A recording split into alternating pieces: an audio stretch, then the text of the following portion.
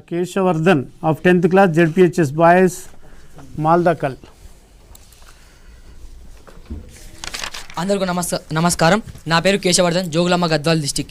ఈ ప్రపంచంలోనే అత్యధిక యువత కలిగినది నా భారతదేశం. ఆ యువశక్తిని మత్తు శక్తిగా మారుస్తుంది ఈ మత్తు పదార్థం. మధురంగా మొదలై మరణానికి దారితీస్తుంది. ఒక్క క్షణం ఆనందంగా మొదలై శాశ్వత దుఃఖానికి దారితీస్తుంది. బాల్యం అంచుల్లోనే పసిమొగ్గల ప్రాణాలను బలికొంటుంది. ఎటు పోతుంది మన సభ్య సమాజం? చివరికి ఏమవుతుంది మన నవభారతం?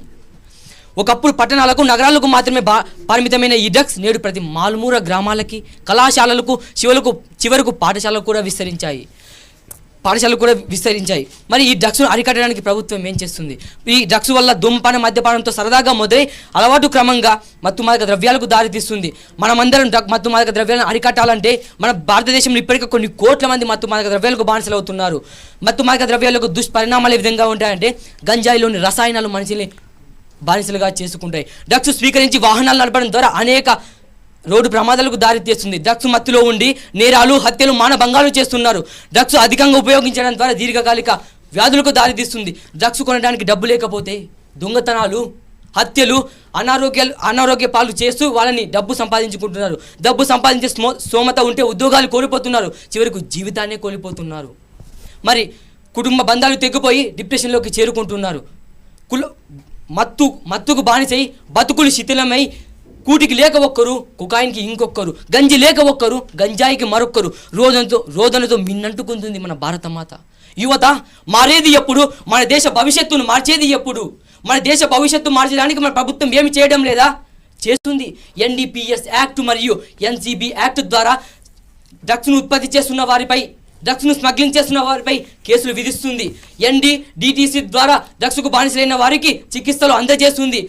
జూన్ 26న ప్రతి సంవత్సరం ప్రజలకు అవగాహన కల్పిస్తుంది. అంతకంటే ముఖ్యంగా మన రాష్ట్ర ప్రభుత్వం ఈగల్ యాక్ట్ ద్వారా ప్రజలకు అవగాహన కల్పిస్తుంది. ప్రభుత్వంతో పాటు మనం చేయవలసినటువంటి బాధ్యత ఏమిటంటే, డ్రగ్స్ వల్ల కలిగేటువంటి నష్టాల గురించి ప్రజలకు అవగాహన కల్పించాలి. డ్రగ్స్ బారిన పడిన వారిని నిందించకుండా వారి చికిత్సలకు ప్రోత్సహించాలి. డ్రగ్స్కు దూరంగా ఉండడానికి రోజుకు వ్యాయామాలు చేయాలి. ఆరోగ్యంపై దృష్టి పెట్టాలి. డ్రగ్స్ వల్ల వాళ్ళ పిల్లలు ఎవరితో తిరుగుతున్నారు, ఎటువంటి దానికి అలవాటు పడుతున్నారని తల్లిదండ్రులు ఆలోచించాలి, తెలుసుకోవాలి. డ్రగ్స్ను చూసినా తెలిసినా వెంటనే పోలీసులకు సమాచారం తెలియజేయాలి. ప్రభుత్వానికి డ్రగ్స్ను నివారించడానికి మన ప్రభుత్వానికి సహకరించాలి. ఒక్క క్షణం మత్తు కోసం మీ జీవితాన్ని చీకట్లోకి నెట్టి మీ తల్లిదండ్రులకు కడుపు కోత మిక్కల్చకండి. మాధ్య మత్తులో చిత్తవుతున్న ఓ మనిషి, తస్మత్ జాగ్రత్త. చివరికి నీవే ఒక చిత్తు కాగితం కావచ్చు. చివరిగా నేను చెప్పబోయేది ఏమిటి అంటే, చినుకు కలిసి వరదలా మారినట్లు, అణువు కలిసి జ్వాలలా ఎగిసినట్లు, ఒక్కరు కలిసి సంద్రమే కదిలరా. డ్రగ్స్ ఫ్రీ ఇండియా రూపొందించడమే లక్ష్యంగా పెట్టుకొని నడుము కట్టి ముందుకు కదలరా. డ్రగ్స్ ఫ్రీ ఇండియాను రూపొందించడమే మన బాధ్యత. అదే మనకు గౌరవం. ఇందులో అందరూ బాధ్యతలు దాన్ని గ్రహిస్తూ జై హింద్, జై భారత్. దానిపైన ఈ పెట్టాం సార్. విద్యార్థులు పాల్గొనడం జరిగింది. మొదటి బహుమతిగా కేశవర్ధన్ 10th క్లాస్ విద్యార్థి, అమరవాయి, జోగులాంబ గద్వాల జిల్లా. మొదటి బహుమతి బాలవక్త మేడం. హర్షవర్ధన్కు పూర్తి స్థాయిలో ట్రైనింగ్ ఇచ్చినటువంటి టీచర్ అనిత మేడం గారు, school assistant maths, Jogulamba Gadwal జిల్లా.